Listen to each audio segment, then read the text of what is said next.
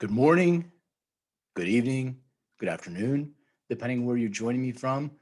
I'm Len May. I am the CEO and co-founder of a company called Endocanna Health.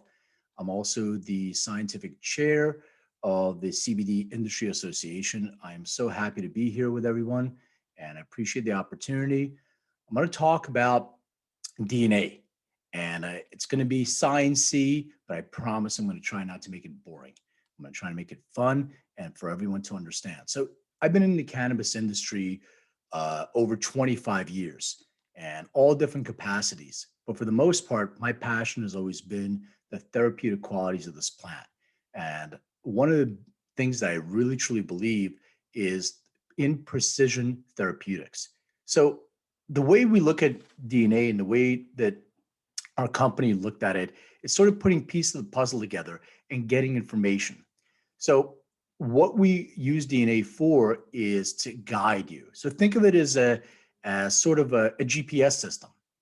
Think of it as a GPS system that would tell you that this road over here has a traffic jam, some congestion, maybe there's an accident on there. So you want to avoid that road.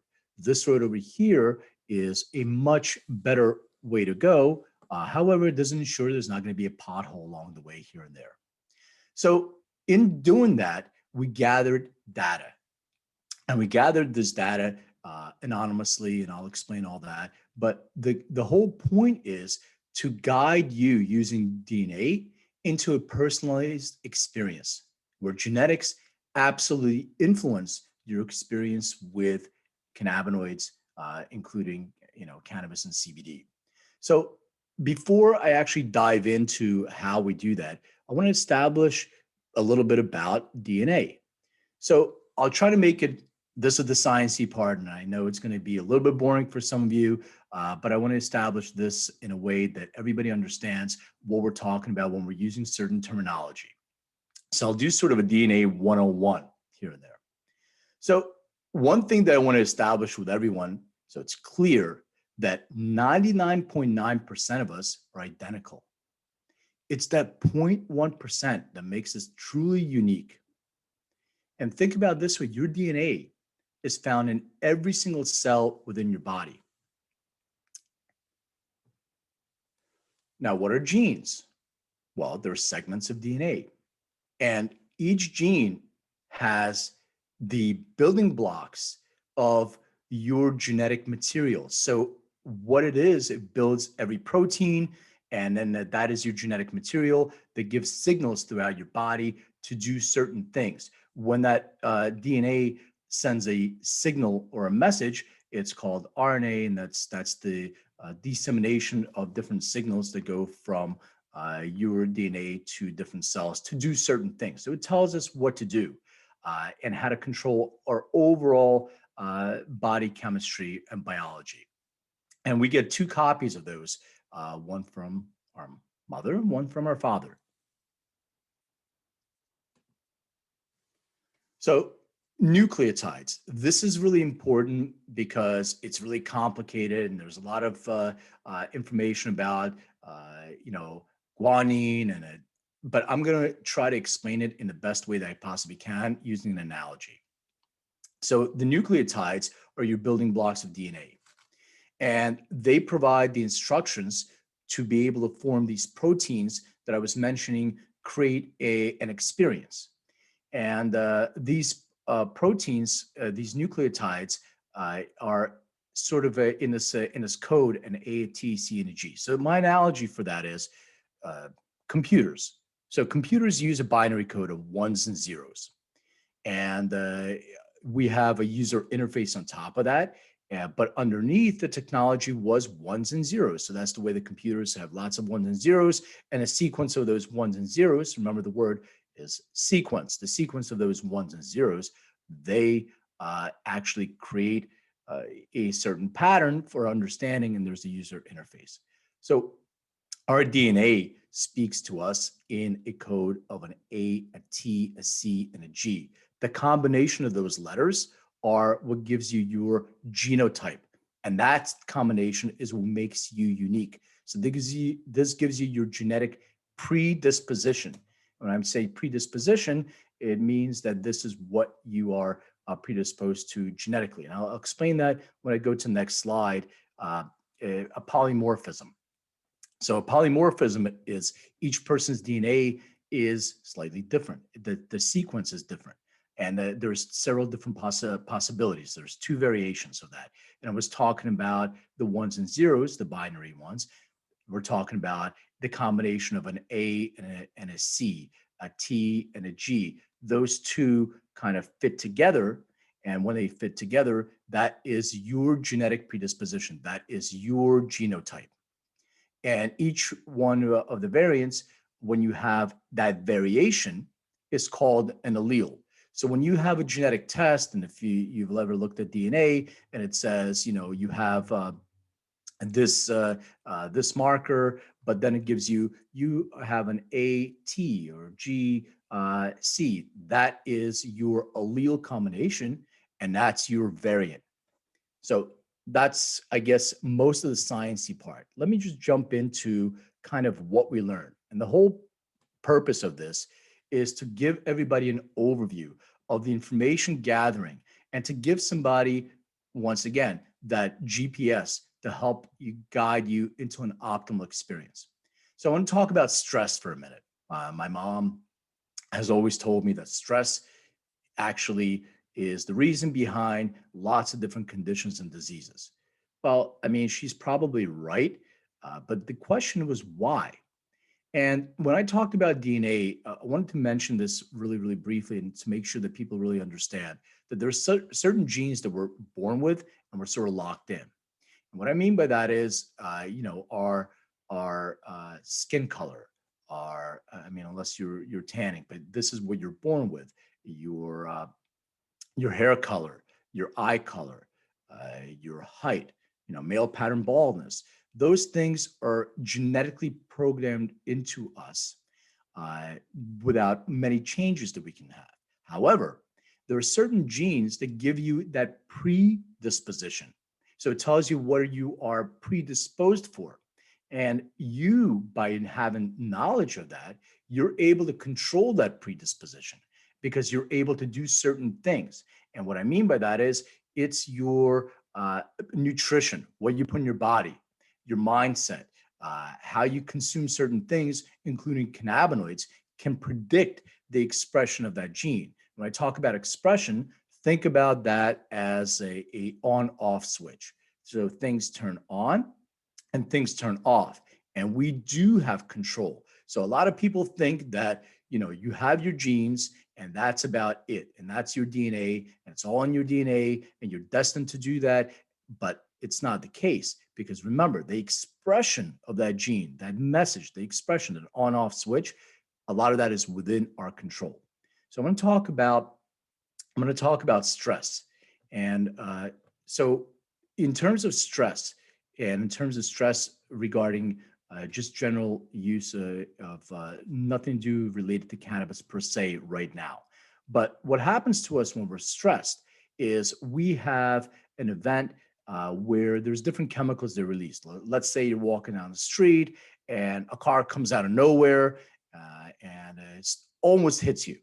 Actually, that happened to me the other day, and all these things started going on in my body.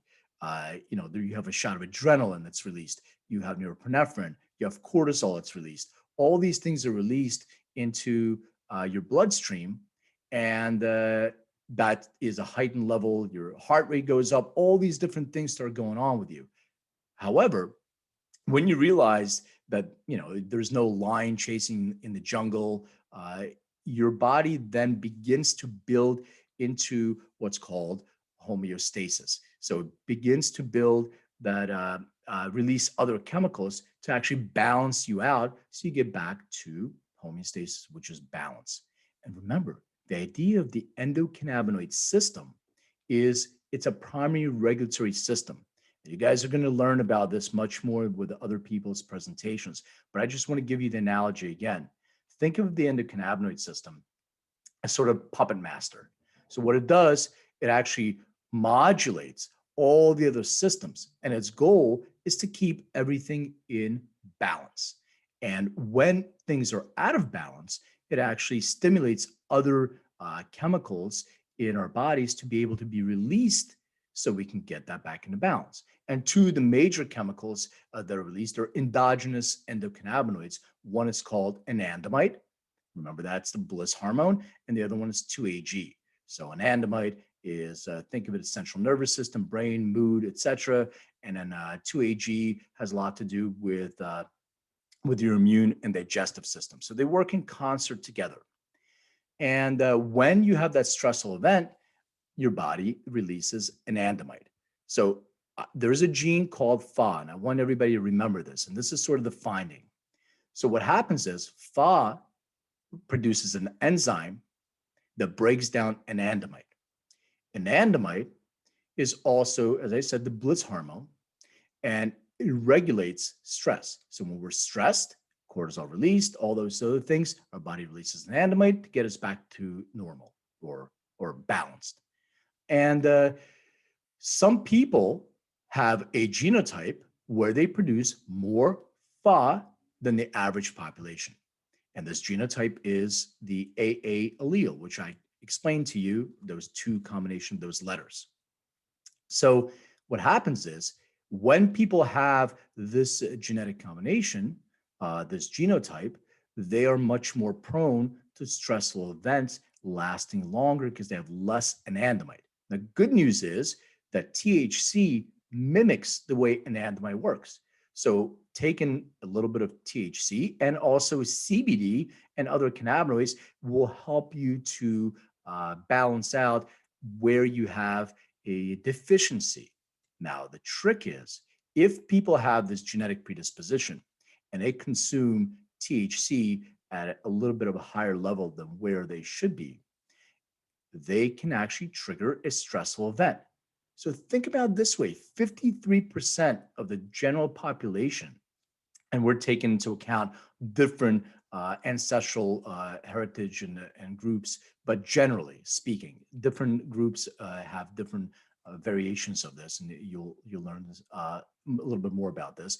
But the general population is predisposed to this. So when somebody's consuming THC, they can have that adverse event. And what I mean by an adverse event, cannabis or THC is a vasodilator already. So what happens is your blood vessels dilate and they get bigger. So your heart has to work faster. So it pumps faster, and you have that increased heart rate. But this can be exacerbated with this genotype. So somebody can say they are being triggered into an anxiety state, or which is an adverse effect that people report from cannabis, especially THC. And if you have a predisposition to a psychosis or psychotic-like event, and you have this experience, that can actually lead to a much more negative adverse experience. So this is the goal, to be able to prevent some of these adverse events. So the next one I would talk about is metabolism. So we have a group of genes called cytochrome P450 genes, and they're responsible for, they have an encoding that's responsible for producing an enzyme in your liver and through your digestive system that helps you with metabolizing different types of things, including drugs and foods, etc. So a quick example, Grandma Mary here, who had a really bad experience years and years ago when she tried cannabis. And then she was diagnosed with a condition, went to try it again, and consumed an edible at a very low dose. And it was, THC along with other things, but mostly it was THC. And then she ended up having a really, really bad experience. And what I mean about bad, slow onset. So it took a longer time for that to hit. It was a much more intense experience. And it's already a more intense experience for a lot of people when you consume an edible. And the reason for that is because your liver converts THC to something called 11-oxyhydroxide. But I won't go into the whole name, which is a much more intense, 3 to 5 times can be more intense than just consuming it, combustibly or one of the other methods. So now that she had that bad experience, she went to look at her genetic markers. And where she had a predisposition genotype was in this gene or this single nucleotide polymorphism called CYP2C9, which is actually accountable for producing an enzyme that metabolizes THC through your digestive system. And nearly 10% of the population share this genotype, where there's predisposed to this impairment of metabolism. And if this is the case, consuming something through your first pass, your GI and your liver, can actually create a completely different experience. You can have a delayed onset, like I explained with grandma, or you can have a really quickened onset and very intense, but it won't last as long. So understanding your genetic predisposition to that will help you guide you in that experience. So when Grandma Mary knew this, she decided she's going to consume her cannabinoids sublingually. Sublingually underneath her tongue or through her buccal cavity, also, which actually avoids the first pass. And she had a much, much better experience. Depressive feelings. And I do want to preface that I'm not a doctor, so I'm not giving any medical advice here, and I just want to disclaim that. Also a sciencey guy, so if my science is not 100% on board, please let me know. There's a Q&A. I'm going to pause and wait till the end, but I will answer as many questions as I possibly can have. So please, send your questions in the Q&A. On the screen. But I want to talk about depressive feelings, and when I talk about this, it has a lot to do with experiences that we've had. So we're gathering this information about genotyping, and we connect that to personal experiences that we had with different people who've used, our platform. So there are a lot of people that are diagnosed with depression. We're talking about feelings that are depressive. So mood changes, they're depressive feelings. So I had a friend of mine who was going through a divorce, and he was consuming cannabis and was making him much more depressed. And it's about what kind of cannabis you're consuming, which he was not aware of. And when I asked him for what he was consuming, and I saw there was the profile was not conducive to his genotype, and I'll explain that in a second. And so we have these two different paths and genetic profiles, CNR1 and CNR2. And what happens is there is an association with those genotypes in the combination of alleles that I explained earlier that give you a predisposition to having these depressive feelings more often than the general population. And this is what we learn. 40%, nearly 40% of the population have this genetic predisposition. CNR2, this is the RSAD. So these numbers and the letters and all that stuff, I'm just going to explain this one more time because these charts are really hard to follow, but I'm going to explain this. So CNR2 is what the single nucleotide polymorphism or the gene is. The RSAD shows you where the location is on the chromosome. And your CC is your allele combination. This is your genotype. So that's your secret sauce. That's what makes you who you are, in addition related to that symptomatic condition. So nearly 40% of the people have this. And it appears, based on what we've seen, and there are definitely outliers, but what appears, what we have seen is that when people consume a profile formulation that has THC associated with terpene profiles, which are the essential oil that the plant produces, with myrcene as being a primary terpene profile, well, that seems to have triggered that depressive response in a lot of the people with this genotype. And to make it easy to understand, so it's much less sciencey, when I talk about myrcene, myrcene seems to be the dominant terpene profile in indica dominant formulations or cultivars or chemovars. So just to understand that is associated with something that gives you a down, a sedative state, and that can actually trigger that response. One of the other biggest challenges is insomnia and sleeplessness. So there are definitely, a handful of specific genes that are associated with insomnia and sleeplessness. One of the ones that we found a pattern on is this MEIS1. And there is nearly 34% of the general population that carry this genotype. And also, another example and another analogy. What I mean when I talk about specifically on genotypes of sleeplessness, it's an experience where people can have where they think, okay, I'm going to consume cannabis and before I go to sleep, and it's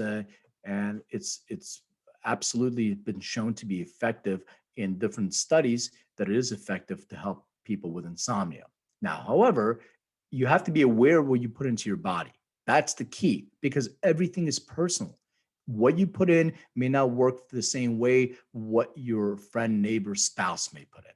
So when you're consuming, this is really important. So this is the gene, this is the genotype, and nearly 34% of people share this, like I said. So this genotype, what's been happening with our data, what we've been seeing is people that have this genetic predisposition, when they consume a formulation of high THC with terpene profiles, limonene and pinene, which are associated with a sativa dominant. So even if you're taking a full spectrum CBD product, just understand that limonene and pinene have shown in studies that they boost serotonin and give you that boost up. So if somebody's consuming higher THC with that profile, they seem to have, even if they fall asleep, like somebody that's drinking alcohol to an excess, and then they fall asleep and pass out, their brain is still active. So when their brain is still active, they're not getting that restful REM sleep. So they can sleep for a very long period of time,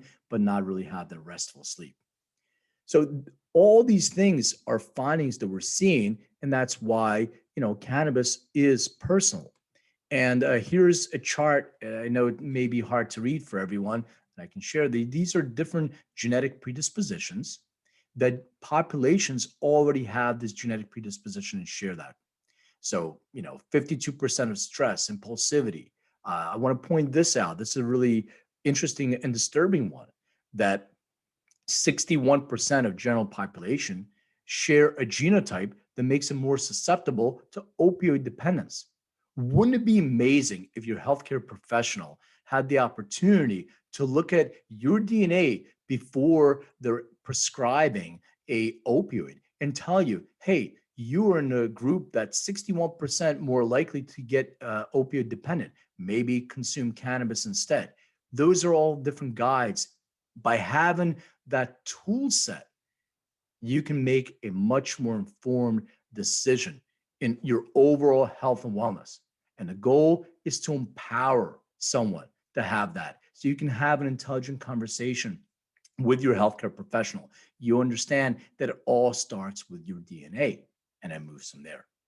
So is it even possible? Does that exist? Well, it is. I'm not doing a commercial for my company EndoCanna Health and our product EndoDNA in no way, but I wanted to talk about that there is technology that exists that a healthcare professional and you as a consumer can equally utilize to give you that map, that GPS, to guide you into an experience where you can have an optimal experience with your overall cannabis use.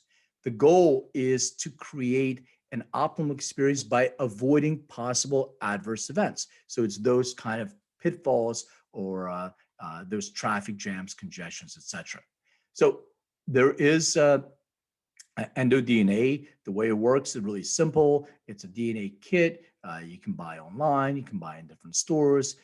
It's EndoDNA. You'll be able to get that in your home. It has like a buccal swab, a big Q-tip. You swab it inside your mouth. You put it back in the box. It already comes self-addressed stamped, and you register that kit. And I'm going to explain this over and over and over. If anybody has any questions about that, I'm glad to answer. But we are HIPAA compliant. We're compliant in whatever the HIPAA regulation equivalents are around the world. and we're also on Amazon's AWS, HIPAA as well compliant, which is a 61-page document. And the reason why I want to make sure that I specify this in as much detail as possible is because of data and the amount of data that is being communicated to us. So as you saw earlier, we're gathering data, and we absolutely are gathering data. However, that data is anonymized. And what I mean by that is we're not looking and not interested in your personal information. Even if you do not register your kit, we will never know that DNA belongs to you. You have to register your kit. The information is encrypted. The data for that DNA resides in one part, your personal information, and your DNA is on another part. So when that happens is you have the decryption code where you log into your secure anonymized portal called mydna.live. You'll be able to get those results in they're specific to you. So we gather information. We're not looking for Len May's personal genetic information. What we're looking for is that 1,000 people with the same genotype consumed this formulation for their symptomatic condition, and they've had this experience. And what we did was we built a AI engine with deep learning where it takes that information, it learns from that, and it makes much more informed suggestions to the consumers and to the healthcare professionals that are using the systems. So it's an always ongoing learning system with lifetime updates. So what do you get? I'm just going to explain the report. So previously, I was showing that there was a screen. I guess I didn't cover it in enough detail. So this is your summary. So when you get into the summary, and it's very easy to understand the summary, and there are instructions, but it's basically color coded. So when you see something in green, it means that you have no genetic predisposition to that specific symptomatic condition. When you see something in yellow, that means that you have one variant that gives you a genetic predisposition to experiencing that symptomatic condition. When you see red, that means you have multiple genotypes that are associated with experiencing that symptomatic condition. So it's very easy to learn, to understand. It's color coded. And this is getting into the individual report. So the reports are there. You can compare to a couple things. So when I talked about population groups, when you click this button, it tells you how you can compare to other population groups and where that genotype is depending on your ancestral heritage. The other thing that I want to also point out, there's multiple reports for each category.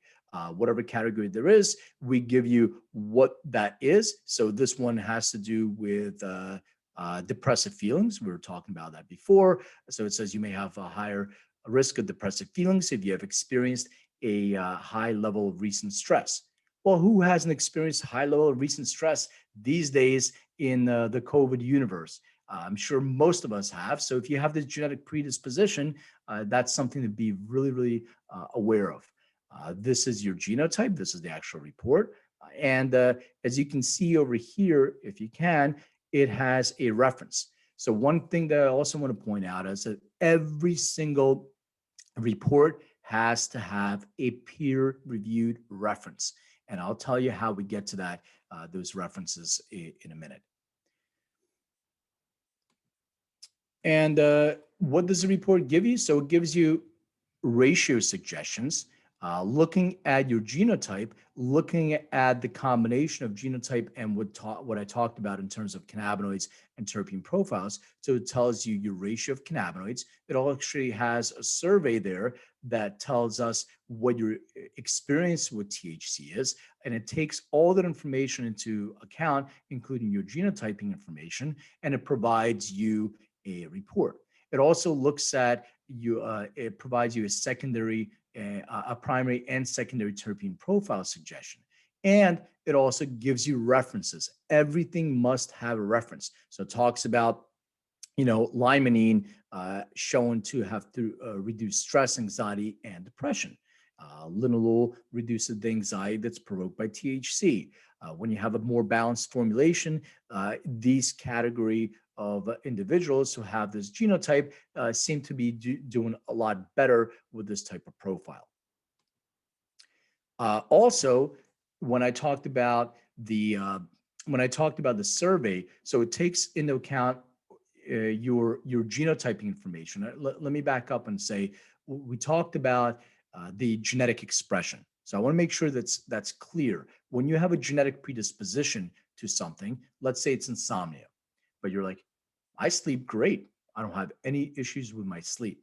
Well, uh, it doesn't mean you don't have a genetic predisposition to that. So based on what you do in your lifestyle, that gene can suddenly turn itself on one day and insomnia kicks in.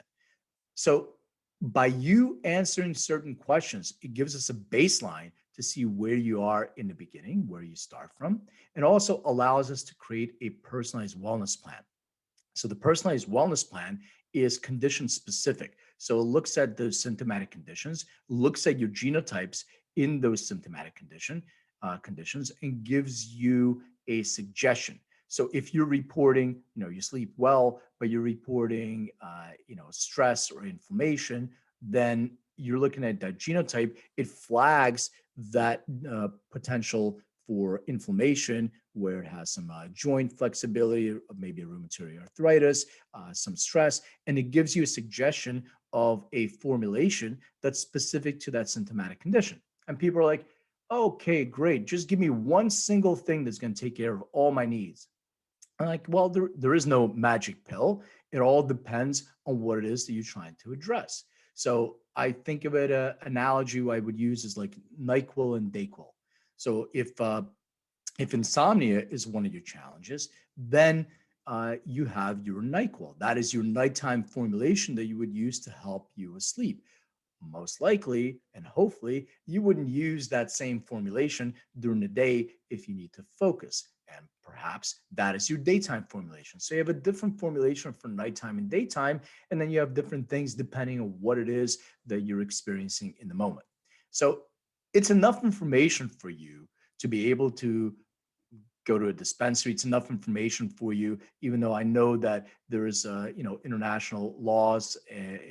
I'm in Los Angeles, just so everybody knows. So we're a little bit spoiled here in California with the type of cannabis that we have and the type of options that we have for CBD and THC and all the different minor cannabinoids and terpenes. But throughout the world, as we're waking up to this amazing therapeutic plan and seeing the benefits, and our governments are looking at it, we may have some limitations. And those limitations may actually include, CBD is legal, but also understanding the difference between full spectrum and broad spectrum and all these different things. It also means that they include either minor cannabinoids or terpenes. So when you're consuming your CBD product, and if it's not a isolated molecule, you have to look at the other parts of the plant, which are the terpenes, those essential oils. So understanding which one is your friend and which one is not will help to make an experience more personalized and at the end of the day more optimal. So if you know that you do really well with a calming type of profile without being sedated, then you're maybe looking at a profile that includes linalool, which reduces the anxiety that's provoked. It's also linalool is found in lavender, so it has that kind of smell to it as well. And then you have beta caryophyllene that's been shown in studies to reduce inflammation.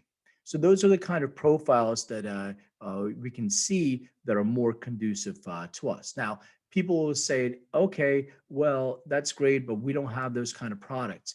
And so one of the things that we also built is a product matching database. And this is an ongoing effort. We try to see, based on certificates of analysis, test results from different products. We match that up through our proprietary algorithm on what is the percentage of match that product has to your genotype. There are endo-aligned trusted formulations that are using a formulation or recipe that we have communicated and provided to those manufacturers that are much, we call endo-aligned or genetically aligned. But there's also a bunch of other products, anybody's products, that we can take, run through the engine, and show you what percentage of match. But better yet, if it's and by the way, once again, I'm deferring to the legalities of the different states, provinces, or countries. If, strictly speaking, in the United States, if you have a CBD product on here, when you click shop now, you'll be going to the website of the manufacturer. And in all 50 states, hemp derived CBD is legal. Once again, I'm not an attorney, so somebody needs to check that within your individual state. But according to the Hemp Act, we're able to distribute that, or they're able to distribute that. If it's a company that has 0.3% THC or more in their product, then when you click shop now, it'll go to their website. It'll show you based on your zip code where that product is found, which dispensary is closest to you. So it's geo-fenced. So you can have a specific product matching. So think about it. You can go directly from your DNA all the way to your personalized product, bookended, and you can optimize your experience. And the main thing is avoid an adverse event. So is endocompatibility possible? Well, yeah, I mean, it is possible. We're doing it now, and we're getting better at it. So the more people that consume, the more people that take the test, the more people that share data and anonymized data, the more people that do that, the better the information will be, because it's learning based. Now, I talked about swabbing and sending it in, but if somebody's taken it, 23andMe or an ancestry or whatever that test is, the genetic test that's common in your area, you don't have to swab. You can take the raw data that you already own, upload it to your secure anonymized portal, and get a report instantaneously. How's that? You're going to be able to take your DNA test, be able to get your results, and be able to get your personalized products. That is the future of precision therapeutics. And that's where we're going, because we're going to be able to know what is the also method of delivery. Now, when I talk about adverse effects, I kind of skipped through a bunch of different things, but I want to talk about, this is really, really important, because most people are not aware, if they're taking prescription medication, that a cannabinoid therapeutic, even CBD, may impact the efficacy of your prescription medication. So on EndoDNA, we have a database of prescription medications, and you can put in your prescription medication, look through those, and see if there's if one of them is can be inhibited by the use of cannabinoids. So we flag those prescription medications. In addition to that, vitamins, nutrients, supplements, all those things we also flag and show you if there's a study associated with that being inhibited by a cannabinoid, you should know that as well. So all this is more knowledge, and the more knowledge we have, the better decisions that we can make. We're actually going from your DNA, looking at all the different factors, and combining the information on different biomarkers from your healthcare professional, where we can guide you to a personalized experience. So our future, and really what is the goal? The goal is research, research, and more research. And by the way, if there are researchers on this, we would love to collaborate. We are involved in 3 institutional review board studies right now, clinical trials in Israel, in Australia, all over the world.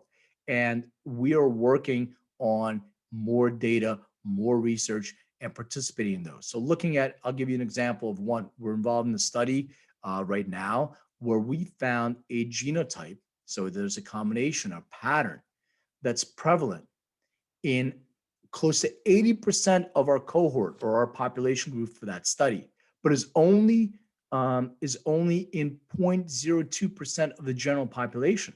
So there's a pattern genotyping why somebody has an experience, and that's the type of information that we're learning through research, and also artificial intelligence, and looking at the feedback loop. So what it does, it creates an entire feedback loop all the way across. It learns from that experience, and it makes better suggestions on formulations, of cannabinoids, terpenes. And as we get into minor cannabinoids, and there may be questions about minor cannabinoids because that, CBG, uh, CBN, which I kind of don't really think is it's more of a derivative, not a minor cannabinoid, et cetera. But the reason why our platform doesn't include a lot of those is because, and I hate to do this, but there's not enough research. And we've made a commitment that not only are we doing this as a a a technology-based research, so we're getting that platform, that feedback, but we also have a group of incredible individuals that participate in that as well, which I'll share with you in a minute. But this is something to really be aware of when you're looking at our reports. They have all of them a peer-reviewed reference. So as peer-reviewed studies get published on those minor cannabinoids, we'll start including them in our platform as well. So the Science Board, I just wanted to say that the way that we include studies is probably causes some friction within our company, but we're really, really careful. So if there is a study that comes in, and there's a study that comes in where our technology looks at it, we have to then make a informed decision with our Science Board, and then also we look at different projects with our Science Board or where we want to participate. So we're super grateful to have the great Dr. Ethan Russo as the scientific chair, Dr. Chris Spooner, who's one of the greatest, naturopaths in North America, Dr. Mike Tagan, who is an incredible scientist as well, and the follically challenged guy at the end. But we make those decisions, not so we don't only let technology make those decisions for us, but we also actually have a human element to that. So it's really, really important to understand and where we're going. My presentation is coming up to an end. I wanted to pause and ask and see if there's any questions. I think there are some questions you had, but before I close and I answer questions, I wanted to communicate to everybody that the overall goal is to create precision therapeutics.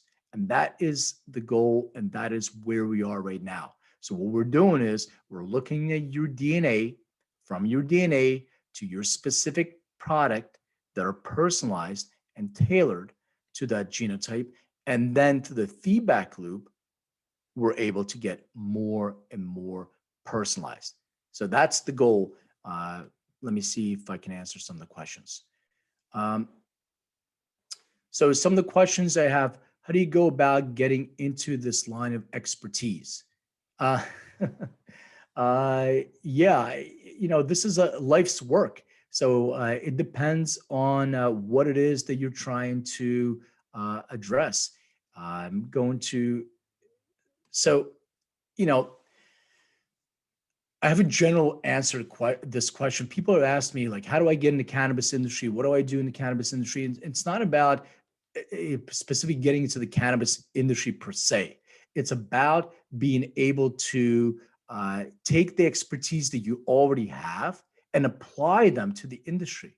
So if you're passionate about genetics, you're passionate about the plant, you're passionate about cultivation, you're passionate about accounting, whatever it is that you're passionate about, take that specific skill set and bring it into the industry, because it's a very new but going to be thriving industry, and we need professionals. So I would say that if you want if you want to get into genetics, that's an interesting area of focus. But absolutely, you're welcome to come in and talk to us and work with labs.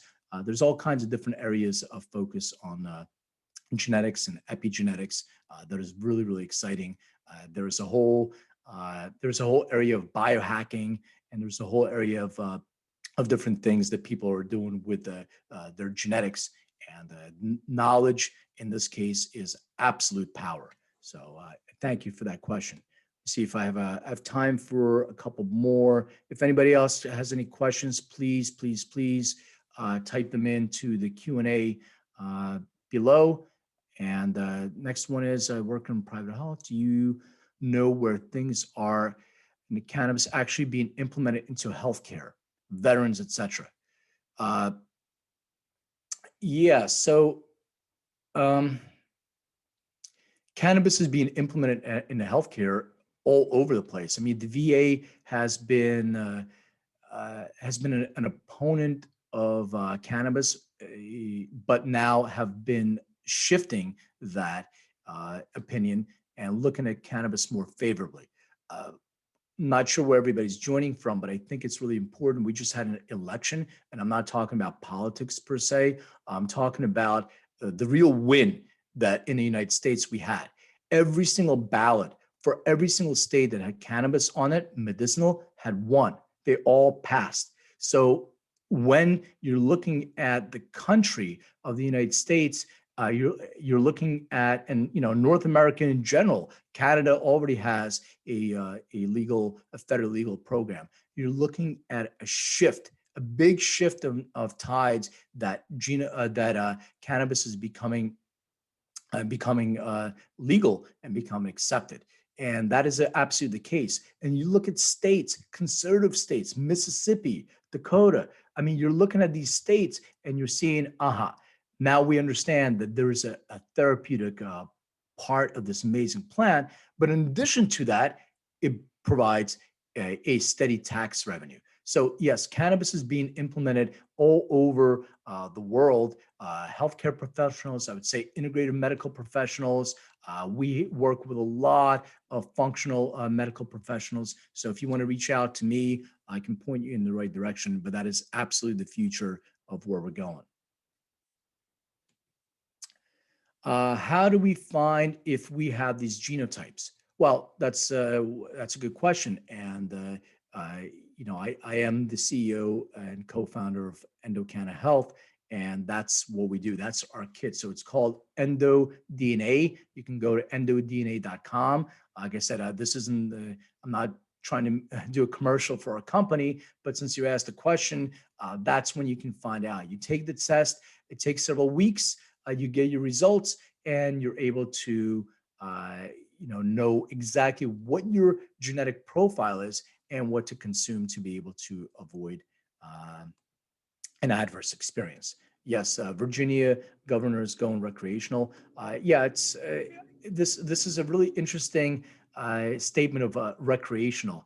Uh, I think that adult use is what I would like to equate instead of saying recreational, because I believe that cannabis is a drug, just like sugar, caffeine, everything else. And there need to be some regulations around that, so everybody has a good, clean, consistent product, regardless if you're using it for a medical condition or regardless if it's a therapeutic use. It is an altering a substance. And if you're consuming altering substance, you have to consume it responsibly. So I would say that releasing and removing federal prohibition and making it a regulated substance is going to allow people to be able to ensure quality. How about coming into a store, coming into a dispensary, coming into a pharmacy, looking at the ingredients, understanding that it went through QA, and you're putting in a good, clean product in your body like any other nutraceutical. And that's where I think the future of this is going. Appreciate that. I have time for, I think, two more questions, and then I think my time is running out. So if I have an ancestry, what is the info to ask them? What is the, oh, okay. So I think if I understand this correctly, if you've already done an ancestry.com or you've already done a 23andMe, what you would need to do is you log in. And by the way, on EndoDNA, and if you log into our portal, it'll give you a step-by-step on My DNA Live exactly how to do this. But you log into your profile on Ancestry, same thing, 23andMe. You download your raw data, which is basically a big spreadsheet, usually comes in a zip file. Once you have that, you can upload it to endodna.com and get your results instantaneously. Caveat, not every single gene on Ancestry, on EndoDNA is covered by Ancestry. So if you go to EndoDNA, there's a chart that shows you what the coverage percentage is. So you're getting at least 50% coverage, and on different versions of 23andMe, you have more, but you can leverage what you've already taken, and it's only a fraction of the price. So just to remember, because you've already bought an ancestry kit, so we may make sure that we make it really affordable for somebody else to be able to leverage that. Um, I believe this is my last question. What is biohacking and how would it affect your intake of cannabis? Wow, this is not a short answer to this question, but biohacking is being able to optimize your internal chemistry to get the biggest and most output from from that biochemistry. So you understand that everything you do is a personalized experience. So if you're able to take vitamins, nutrients, some other forms of substances that can actually enhance. So nootropics would be some of those examples. So you're actually looking at your body chemistry, you're looking at different pathways, and you're taking nootropic to be able to enhance. It's like taking supplements and nutrients, but supplements and nutrients that are personalized to you. So when you're actually able to look at your overall body chemistry. So it's not only your genetics, it's looking at your blood markers, all your other biomarkers, understanding how they fit into your baseline, your personalized baseline, and then looking at something on what changes are made from that. So if you have, I'll give an example of a biomarker that I'm aware of, like C-reactive protein levels. So they are inflammation levels in your blood. And you can see that if those inflammation levels change, then you may have much more prone to that inflammation being expressed. So you want to do something to be able to reduce that inflammation. So it's absolutely, absolutely key to be able to understand your overall body and understand how you would be able to biohack yourself. And in terms of cannabis, how you biohack yourself with cannabis is you're able to understand what your genetic predispositions are, where cannabis can play a role, how to dose correctly, because you don't want to take too much, like too much of anything, how to not take too little, and what is the method of consumption. So am I better taking a sublingual, a tincture, a patch, transdermal? What are the different things? And that is a personalized experience. And when you do something like that, because it creates, you are empowered. You have the power to be able to control your overall body and mind. And with that, I just want to say that everything is personal. That is exactly, I actually, a shameless plug, but I have a podcast that's called Everything is Personal. So if anybody wants to listen to that, participate in that, you can find it wherever podcasts are. This is my contact information, lenendodna.com. You can find me at lenmaydna on social. I really, really enjoyed my time. I really appreciate everybody being here. And thank you so much for giving me the opportunity. With that, I'm signing off. Have a great day. Take care.